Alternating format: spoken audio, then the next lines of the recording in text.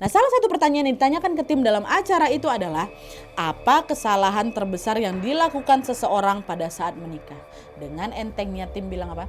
Kalau kesalahan terbesar dalam pernikahan adalah saying I do. Hai, wassalamualaikum warahmatullahi wabarakatuh. Terima kasih sudah klik video ini. Gimana malam minggu kalian wae? Apakah udah ada agenda main keluar atau cuma di rumah aja nih? Dimanapun kalian berada, kalian gak perlu khawatir karena malam ini seperti biasa aku datang kembali dengan menemani kalian untuk membawakan satu kisah kriminal. Kasus yang akan aku ceritakan ini lagi-lagi jadi reminder buat kita semua untuk selalu berhati-hati dimanapun kita berada, karena aksi kejahatan ini bisa menimpa siapa saja dan terjadi di mana saja, bahkan di tempat yang kita pikir aman sekalipun. Tentu dari sekian banyaknya tempat di dunia, kita akan cenderung rasa aman dan tenang setiap kali pulang ke rumah, ya kan. Tapi dalam kasus yang akan aku ceritakan ini, korbannya justru ditemukan meninggal dunia di dalam rumahnya sendiri setelah dia ditembak sebanyak 14 kali. Dan yang menariknya, pelaku dalam tindakan keji ini merupakan orang yang pernah masuk ke salah satu acara terkenal di sebuah stasiun TV. Penasaran gimana kisah selengkapnya? Kira-kira siapa orang yang tega melakukan tindakan sejahat itu kepada korban? Tanpa berlama-lama kita langsung masuk aja ke ceritanya ya. Check it out.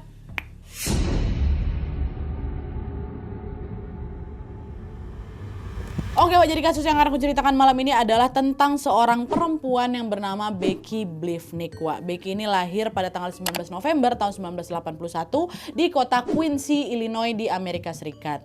Nah, ayahnya bernama William, ibunya bernama Bernadette. Dan dia juga punya kakak perempuan yang bernama Sarah. Di kalangan keluarga dan juga teman-temannya, Becky ini dikenal sebagai orang yang sangat cerdas gitu loh. Pada saat dia lulus SMA di Quincy Notre Dame High School, Becky ini dapat nilai tertinggi di angkatannya, sehingga dia pun mendapatkan kehormatan untuk bisa ngasih speech atau pidato gitu loh pas wisuda. Becky lalu lanjut lagi kuliah di Universitas Quincy dengan mengambil jurusan biologi. Nah, di sana dia ini juga berhasil lulus dengan predikat cum laude. Waktu Becky ini kuliah, dia ketemu lah sama seorang laki-laki bernama Timothy Blivnik atau yang biasa dipanggil Tim. Nah, Tim ini juga mahasiswa di Universitas Quincy tadi. Dia terkenal sebagai salah satu pemain sepak bola yang ada di kampus. Sejak Becky sama si Tim ini kenalan, keduanya pun langsung akrab dan juga berteman baik, sampai akhirnya selang 2 tahun setelah mereka lulus, Tim sama si Becky ini pun mulai pacaran. Hubungan mereka ini bisa dibilang cukup mulus lah gitu, dimana di tahun 2009-nya mereka akhirnya memutuskan untuk menikah.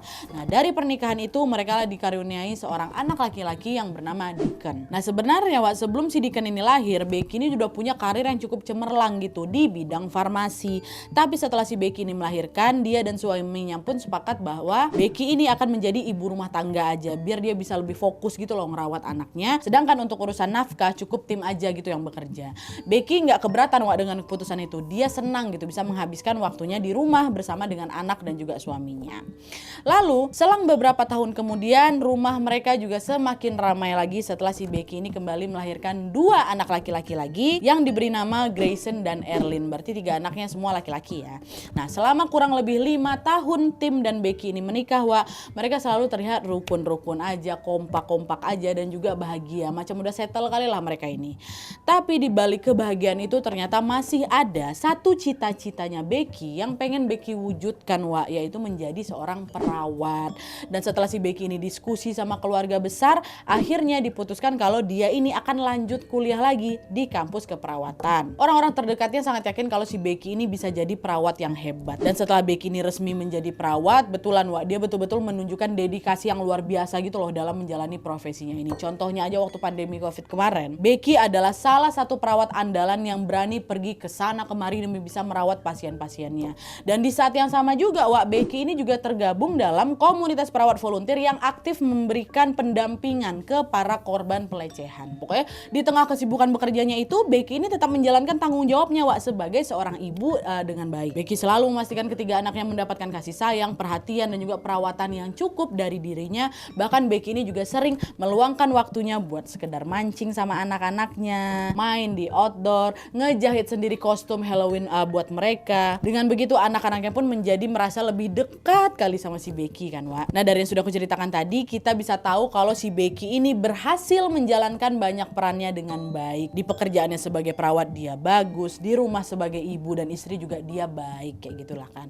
Tapi sayangnya hal ini ternyata tidak membuat si Becky ini lepas dari masalah, Wak. Dimana Becky ini masih sering juga kena omel sama suaminya sendiri, sama si Tim. Si Tim ini selalu bilang kayak gini, aku gak suka aku jadi perawat sayang, bahkan sejak kali pertama aku bilang aku mau lanjut kuliah lagi, sebenarnya situ tuh aku udah gak suka. Buat apa sih sibuk-sibuk kali aku jadi perawat, kalau kau nanti stres gimana? Kalau waktumu nanti tuh habis buat ngerawat pasien aja gimana? Udahlah kau di rumah aja, kata si Tim kayak gitu. Nah, mendengar penolakan itu, Becky berusaha untuk meyakinkan suaminya, untuk meyakinkan si Tim ini kalau yang dia khawatirkan itu gak bakal terjadi. Dan setelah Becky betulan jadi perawat, dia ini kan juga udah membuktikan ke Tim kalau profesinya ini gak bikin dia lupa kok sama tanggung jawab rumah, ya kan? Tapi entah kenapa si Tim ini tetap aja marah, Wak. Dan seiring berjalannya waktu, konflik ini pun jadi makin besar lagi, hingga bikin mereka jadi sering berantem. Lalu karena masalah ini tidak menemukan titik tengah, pada bulan Januari 2021 atau sekitar 11 tahun setelah mereka menikah, Tim akhirnya mengajukan gugatan cerai kepada si Becky. Awalnya Becky gak setuju sama gugatan ini. Dia sampai ngajak si Tim ini buat ikutan konseling pernikahan gitu loh, dengan psikolog gitu, demi bisa mempertahankan pernikahan mereka. Tapi si Tim ini tetap gak mau juga diajak rujuk, tetap gak mau juga diajak baik-baik konseling itu, gak mau dia tetap kekeh mau cerai aja. Dan ketika proses perceraiannya itu masih berjalan, sebuah tragedi mengenaskan pun tiba-tiba datang menimpa Becky.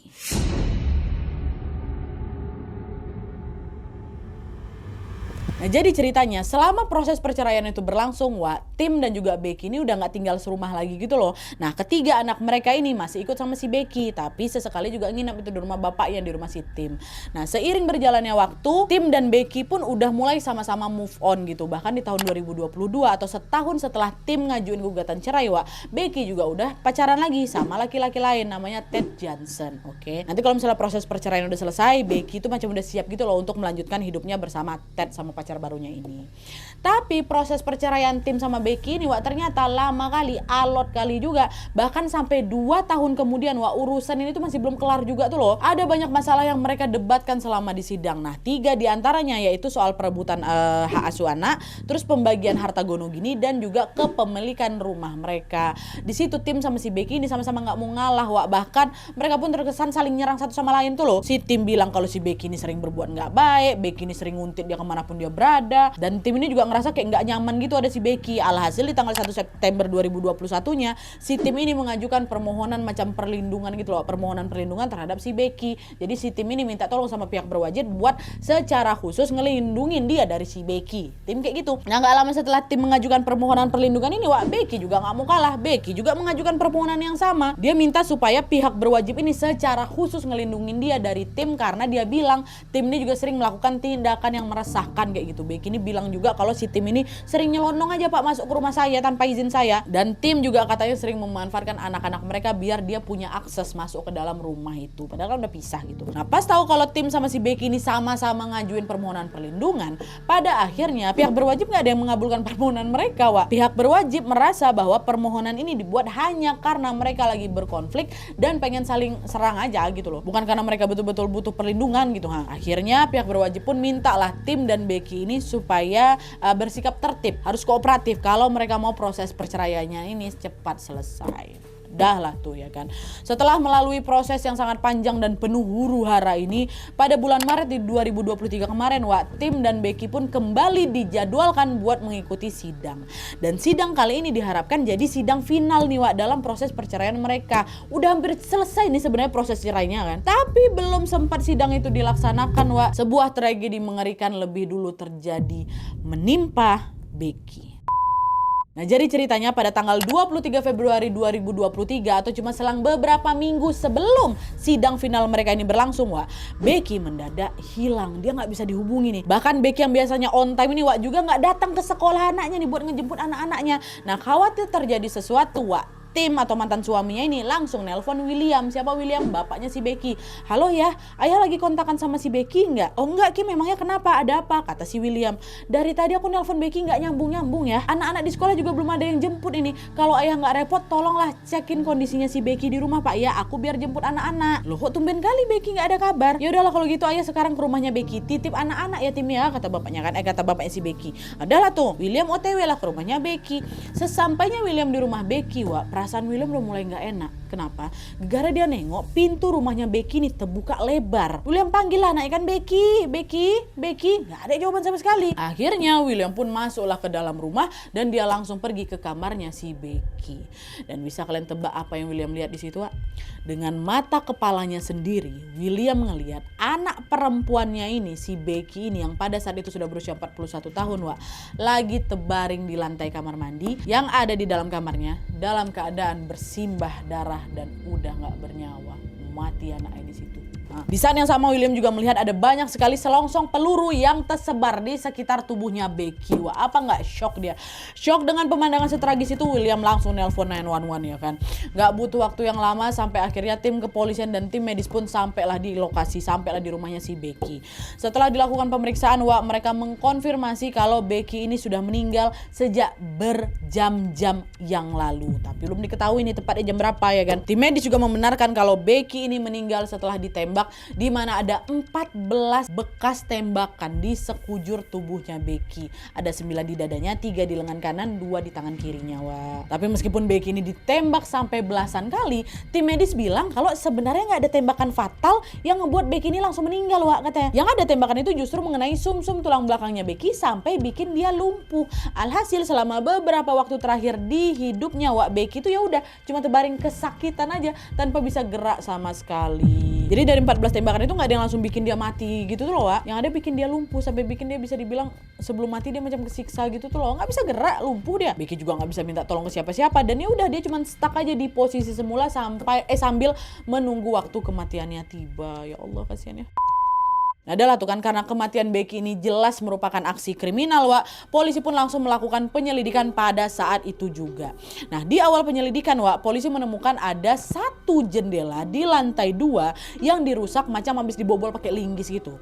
Polisi pun menduga kalau si pelaku ini masuk ke rumahnya si Becky ya lewat jendela ini. Nah dugaan itu semakin kuat lagi ketika polisi menemukan ada kursi taman yang sengaja ditaruh tepat di bawah jendela itu, Wak. Jadi kronologi kejadiannya menurut polisi pada saat itu kayak gini. Si pelaku ini sengaja nyeret kursi taman itu ke bawah jendela biar dia bisa manjat ke lantai 2. Lalu dia ngebobol lah jendela itu pakai linggis, ya kan? Dan barulah dia melompat masuk ke dalam rumah. Dan FYI, Wak, lantai rumah dekat jendela ini juga ditemukan ada jejak sepatu si pelaku gitu loh. Nah awalnya polisi menduga kalau ini adalah kasus perampokan yang berujung pada itu tadi, penghilangan nyawa, pembunuhan, ya kan? Tapi pas polisi ngecek ke seluruh ruangan yang ada di rumahnya si Becky itu, ternyata tidak ada satupun barang yang dicuri, Wak. Itu berarti apa? Si pelaku ini nyelinap masuk ke dalam rumahnya Becky cuman untuk satu tujuan, yaitu menghilangkan nyawanya Becky, ya kan? Nah lanjut lagi kita ke kronologinya. Jadi pas si pelaku ini sampai di depan kamarnya Becky, Wak, dia lalu langsung menendang pintu kamar itu sampai jebol. Memang ditemukan jebol juga. Nah polisi menduga di momen ini sebenarnya Becky itu sempat nyoba nelpon 911, Wak. Kenapa? Karena pas polisi mengecek HP-nya si Becky yang tergeletak dekat belakang pintu kamar mandi itu, Wak, ternyata di dalamnya ada riwayat panggilan ke 91126. Jadi Becky ini seolah-olah mau tekan 911 atau 911, tapi mungkin gegara panik atau si pelaku ini juga udah lebih duluan nyerang dia. Jadi kayak macam salah pencet gitu, jadi 91126 kayak gitu. Nah dari riwayat panggilan itu, kelihatan kalau si Becky mencoba nelpon 911 pada jam 1.11 dini hari. Polisi pun langsung menyimpulkan bahwa di jam-jam inilah si pelaku menyerang Becky. Nah setelah si pelaku ini melepaskan belasan tembakan ke tubuhnya si Becky, Wak, dia langsung kabur lah itu lewat pintu depan dan dia nggak nutup pintunya lagi. Itulah kenapa pas ayahnya si Becky datang dia ngeliat pintu rumah Becky kan terbuka lebar, ya kan. Nah sampai di sini, Wak, polisi udah lumayan dapet lah itu gambaran tentang gimana kronologi kejadian tewasnya Becky, Wak. Tapi masih ada satu pertanyaan besar yang harus segera mereka pecahkan, yaitu siapa nih? Siapa sebenarnya si pelaku yang udah tega menghilangkan nyawanya Becky, ya kan? Nah, kita masuk ke penyelidikan si pelaku.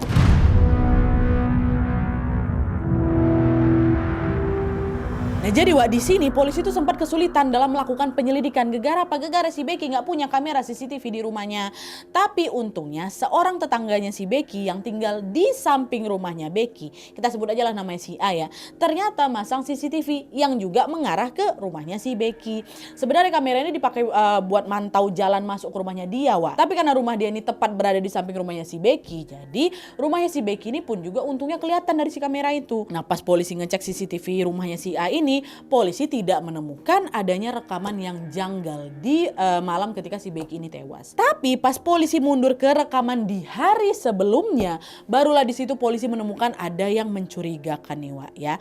Jadi sehari sebelum Becky itu meninggal pada jam 1:05 dini hari ya, satu hari sebelumnya ya, bukannya beberapa menit sebelum kejadian, satu hari sebelumnya di jam 1:05 dini hari itu, kamera CCTV merekam pergerakan seseorang yang lagi jalan ke arah rumahnya Becky. Oke.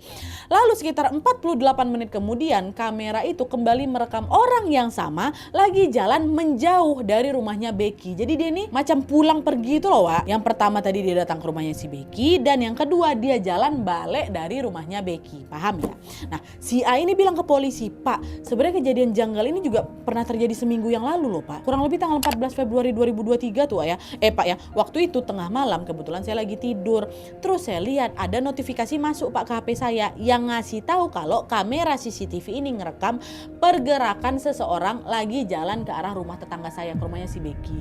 Nah, pada saat itu juga saya langsung chat Becky, "Pak, saya minta Becky kok hati-hati ya Becky, aku kunci itu semua jendela, semua pintu rumahmu." Tapi waktu saya chat kayak gitu Becky nggak balas, mungkin dia udah ketiduran, Pak. Paginya dia baru balas chat saya, dia juga bilang, "Saya juga dengar ada suara aneh-aneh di halaman belakang rumah saya, Pak," kata si Becky ke si tetangganya ini. Nah, adanya bukti rekaman itulah yang membuat polisi yakin kalau orang mencurigakan yang terekam di CCTV ini adalah si pelaku yang sudah menghilangkan nyawanya si Becky. Wah, itu keyakinan polisi. Dan kemungkinan dia ini juga udah mantau nih rumahnya si Becky sejak seminggu yang lalu. Tapi gara-gara kualitas rekaman CCTV-nya juga nggak terlalu bagus, Wah, polisi tidak bisa ngelihat wajah orang itu dengan jelas. Akhirnya polisi pun memperluas lagi kan jangkauan area penyelidikan mereka untuk bisa mencari CCTV lain yang mungkin juga merekam si orang mencurigakan ini. Nah, setelah nyari kesana kemari, polisi akhirnya menemukan petunjuk baru dari rekaman CCTV di sebuah area kosong yang biasanya dipakai buat tempat parkir bus sekolah, Wak. Di hari yang sama saat orang mencurigakan itu muncul di CCTV rumahnya si A, Wak, orang itu ternyata muncul juga di CCTV parkiran bus ini. Di mana di parkiran bus, Wak, dia terlihat macam lagi bolak-balik bawa sepeda. Ya, tapi lagi-lagi karena kualitas rekaman di CCTV kedua ini juga kurang bagus, polisi juga sama nggak bisa nengok wajah orang mencurigakan itu dengan jelas. Bahkan polisi pun tidak bisa menentukan dia itu laki-laki atau perempuan, saking nggak jelasnya. Tapi satu-satunya yang bisa polisi identifikasi adalah sepeda yang lagi dinaikin sama si orang ini nggak punya reflektor di bagian rodanya. Atau kalian reflektor? Reflektor itu yang biasanya buat mantulin cahaya tuh loh, Wak. Jadi kalau misalnya kita sepedaan malam-malam, nah sepedanya ini bakal tetap kelihatan kayak itu si reflektor itu. Kelihatan tuh, yang jelas sepedanya nggak ada reflektor, oke? Nah, karena semua bukti rekaman CCTV itu tidak memperlihatkan siapa si pelaku sebenarnya, wajahnya nggak kelihatan, polisi pun mencari petunjuk baru dengan menginterogasi orang-orang terdekatnya Becky, Wak. Dan orang pertama yang mereka interogasi adalah pacar barunya Becky, si Ted Johnson. Polisi yakin Ted ini tahu sesuatu soal kejadian ini karena Ted merupakan orang terakhir yang chattingan sama si Becky, ya kan? Polisi akhirnya nanya lah sama si Ted, "Kapan terakhir kali kamu ketemu sama Becky? Dan apa yang kalian lakukan di pertemuan terakhir itu?" Kata si Ted. Ted bilang, "Saya terakhir ketemu sama si Becky 2 hari sebelum dia meninggal tulah, Pak. Tepatnya tanggal 21 Februari 2023. Nah, waktu itu saya memang datang, Pak, ke rumahnya buat nganter makanan gara-gara dia lagi sakit. Terus besoknya tanggal 22-nya ya udah kami cuma chattingan biasa aja, Pak, dan ngebahas soal laundry sama bahas soal urusan rumah lainnya. Terus tanggal 23-nya saya chat Becky lagi tapi nggak dibalas-balas. Cuman kebetulan hari itu, Pak, saya ada urusan di luar kota, makanya saya nggak bisa ngecek kondisinya Becky langsung di rumahnya. 23 saya lost contact, 23 malam. Itulah saya baru dapat kabar dari kakaknya Becky bilang Becky meninggal, Pak." Itu kata si Tim. Nah, Tim pula si Ted. Tim itu suaminya ya, Ted pacarnya. Nah, untuk membuktikan kesaksiannya si Ted, Wak, polisi pun lalu membawa sepatunya si Ted nih untuk dicocokin sama jejak sepatu si pelaku yang ada di dekat lantainya rumahnya si Becky. Dan pas diperiksa, hasilnya menunjukkan kalau ukuran sepatunya beda, Wak. Beda jauh bahkan sama ukuran dari jejak sepatunya si pelaku tuh. Beda. Dan hal itulah yang membuktikan kalau Ted ini memang tidak terlibat dalam kasus kematiannya si Becky. Dah. Nah, nggak lama setelah si Ted ini dinyatakan bersih, polisi lalu baru mendatangi pihak keluarganya si Becky buat dimintai keterangan. Polisi nanya lah ya kan, apakah ada orang di sekitarnya Becky yang kalian curigai sebagai pelaku, ibu-ibu, bapak-bapak.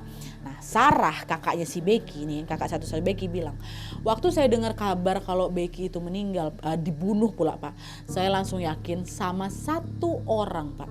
Rasanya cuma dia aja yang tega ngelakuin hal sejahat itu sama Becky.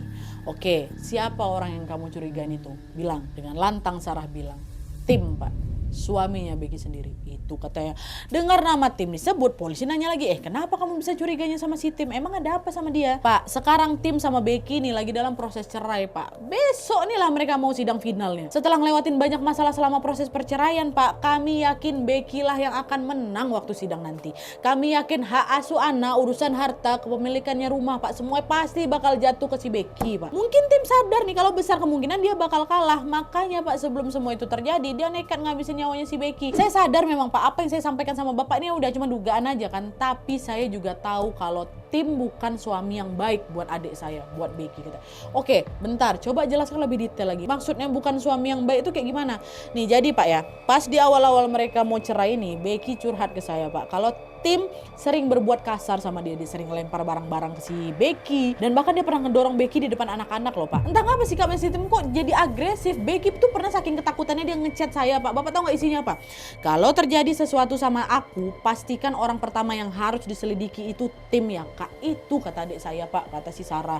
Nah, melihat adanya motif yang mungkin mendorong Tim berbuat nekat kepada Becky Wak, polisi pun langsung mendatangi rumahnya Tim dengan membawa surat perintah penggeledahan Wak. Dan kalian tahu di ruang basement rumahnya Tim setelah digeledah ya, di ruang basement itu polisi menemukan ada satu pistol dan satu kotak penuh berisi 54 selongsong peluru. Dan pas peluru itu diperiksa, hasilnya menunjukkan bahwa 27 peluru diantaranya ternyata cocok sama peluru yang polisi temukan di TKP-nya Becky Wak. Jenisnya sama. Akhirnya dengan adanya temuan ini pada tanggal 13 Maret 2023, polisi pun langsung menangkap Tim atas tuduhan penghilangan nyawa terhadap Becky Wak. Berita tentang penangkapannya si Tim ini langsung ngegegerin banyak orang. Ngapa langsung viral kali Nadia? Karena pada tahun 2019 lalu Tim pernah viral setelah dia mengikuti acara TV bernama Family Feud yang dipandu sama siapa? Steve Harvey Wak. Kalau di Indonesia Family Feud ini macam acara Family 100 loh Wak. Dimana ada dua keluarga atau dua kelompok yang saling berlomba-lomba ngedapatin skor tertinggi dengan cara ngejawab pertanyaan dari si host. Nantinya kita ini juga akan tahu apakah jawaban mereka ini termasuk top survei apa enggak lah gitu. Tahu kalian kan? Kurang lebih acaranya sama macam Family 100. Nah Tim itu salah satu tamu atau peserta dari si reality show ini Wak. Nah salah satu pertanyaan yang ditanyakan ke Tim dalam acara itu adalah, apa kesalahan terbesar yang dilakukan seseorang pada saat menikah? Dengan entengnya Tim bilang apa? Kalau kesalahan terbesar dalam pernikahan adalah saying I do. FYI buat kalian yang belum tahu nih Wak ya, dalam prosesi pernikahan nih biasanya masing-masing mempelai itu akan ditanya apakah kamu menerima dia sebagai pasanganmu, kayak gitu kan. Terus masing-masing mempelai ini bakal jawab yes I do, ya aku mau, kayak gitu. Jadi yes I do itu menunjukkan penerimaan kalau mereka memang bersedia jadi pasangan untuk satu sama lain. Dan kalau Tim bilang saying I do itu adalah kesalahan, itu berarti secara nggak langsung dia bilang kalau menerima si Becky sebagai istrinya juga merupakan suatu kesalahan ya kan. Nah itu dia viral gara-gara itu. Nah pas berita soal penangkapan Tim ini viral Wak, video waktu Tim lagi main di acara Family Feud itu pun langsung viral, jadi ikutan viral lagi. Kasus ini mendapatkan sorotan yang besar sekali dari masyarakat dan mereka pun terus memantau proses hukumnya Tim. Baru kita masuk ke final.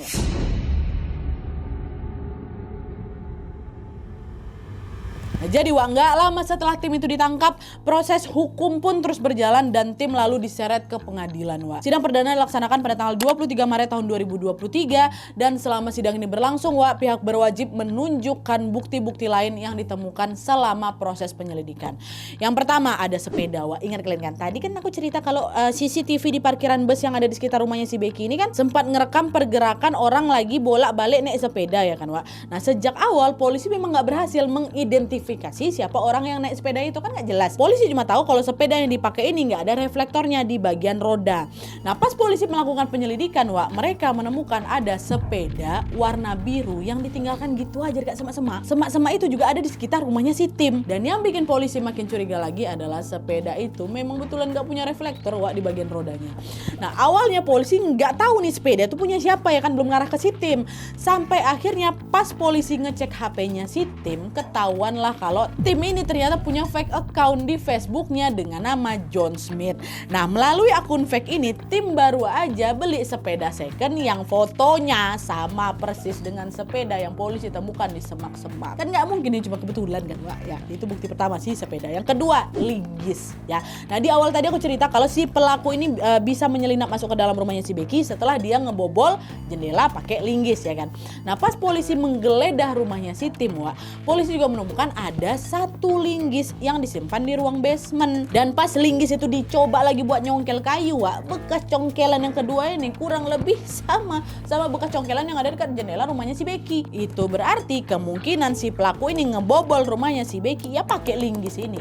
Ya, itu yang kedua. Yang ketiga, riwayat browsing, Jadi pas polisi ngecek HP-nya si Tim, mereka menemukan ada banyak sekali riwayat pencarian Google yang mencurigakan, Contohnya, Tim ini sempat searching soal gimana caranya membuka jendela pakai linggis. Gimana caranya membobol jendela kalau aku kejebak di luar. Gimana caranya membersihkan sisa bubuk mesiu di tangan. Gimana caranya membuat alat peredam suara biar suara tembakan pistol nggak kedengeran dan lain-lain. Itu yang dia cari. Semua riwayat pencariannya hampir selalu berkaitan dengan linggis dan juga tembakan pistol. Kan nggak mungkin ya browsing itu cuma gegara iseng cari, nggak mungkin. Berkaitan sama apa yang ditemukan di TKP, ya kan. Terus yang keempat, rekaman CCTV. Dari semua rekaman CCTV yang aku ceritakan tadi, tidak ada satupun memang yang memperlihatkan wajah si pelaku dengan jelas ya kan. Tapi berdasarkan bukti yang polisi temukan di HP-nya Tim ini lebih gokil lagi sih.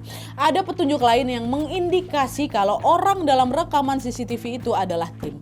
Jadi tanggal 14 Februari 2023, seminggu sebelum Becky ini meninggal, Ted Johnson ceritanya pacar si Becky lagi berkunjung ke rumahnya si Becky.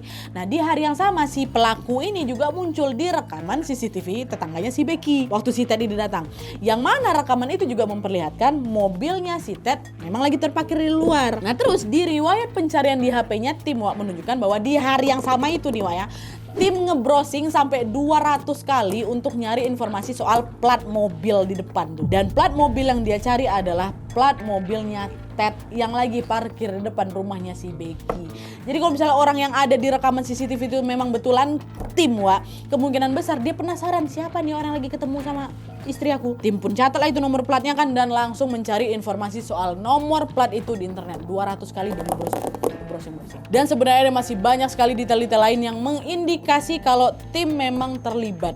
Tapi selama proses persidangan ini berlangsung, Tim tidak pernah betul-betul mengakui perbuatannya. Cuman untungnya semua bukti-bukti yang sudah aku sebutkan tadi sudah cukup untuk memberatkan posisi Tim, Dan akhirnya juri pun memutuskan kalau Tim dinyatakan bersalah atas tuduhan penghilangan nyawa tingkat pertama.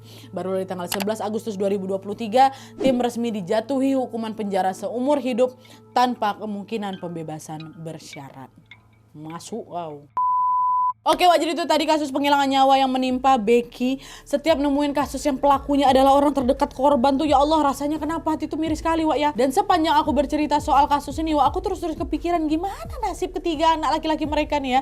Pas Becky meninggal, anak-anak mereka ini masih pada kecil loh, Si Deacon masih 10 tahun, Grayson katanya 8 tahun, terus adiknya si Erlyn tuh 5 tahun. Dan sedihnya lagi juga kasus ini tuh nggak hanya membuat mereka kehilangan sosok ibu dengan cara yang kayak gitu, tapi mereka juga kehilangan sosok ayah. Fakta bahwa si pelaku adalah ayah mereka sendiri, yang mana ayah mereka ini juga harus dipenjara seumur hidup, itu berarti mereka ini kan juga kehilangan figur seorang ayah juga ya kan. Kebayang gak sih sebesar apa trauma yang dirasakan sama anak-anaknya Becky ini loh. Kejadian ini ngebuat mereka kehilangan dua orang tuanya sekaligus. Selain meninggalkan luka di hati anak-anaknya, kejadian ini tentunya juga menjadi pukulan besar buat keluarganya Becky. Dalam salah satu persidangan, Sarah kakaknya Becky ini pernah bilang kalau seandainya Becky ini meninggal karena sakit, karena kanker, atau mungkin karena kecelakaan sedikit pun, hal itu masih bisa mereka terima gitu loh, Tapi ngelihat si Becky ini meninggal dengan cara setragis itu, si Sarah tuh sampai nggak tahu harus ngerespon kayak gimana. Bagi dia kematian Becky ini akan selamanya jadi kekosongan kekosongan yang gak akan pernah terisi lagi gitu loh. Ya Allah sedih ya. Ya semoga keluarga ditinggalkan bisa diberikan ketabahan dan bisa segera pulih dari rasa traumanya Wak ya, amin. Dan semoga Becky mendapatkan ketenangan di sisi Tuhan, amin. Oke Wak, jadi sekian dulu videonya. Terima kasih banyak yang sudah menonton. Kalau kalian suka video ini, klik like-nya. Jangan lupa komen di bawah untuk ide dan saran-saran untuk video selanjutnya. Jangan lupa nyalain notifikasinya supaya kalian tahu kalau aku upload video baru. And as always, jangan lupa untuk klik tombol subscribe supaya kalian sama-sama tahu informasi menarik dan menegangkan dari channel aku. See you next video Wak, bye.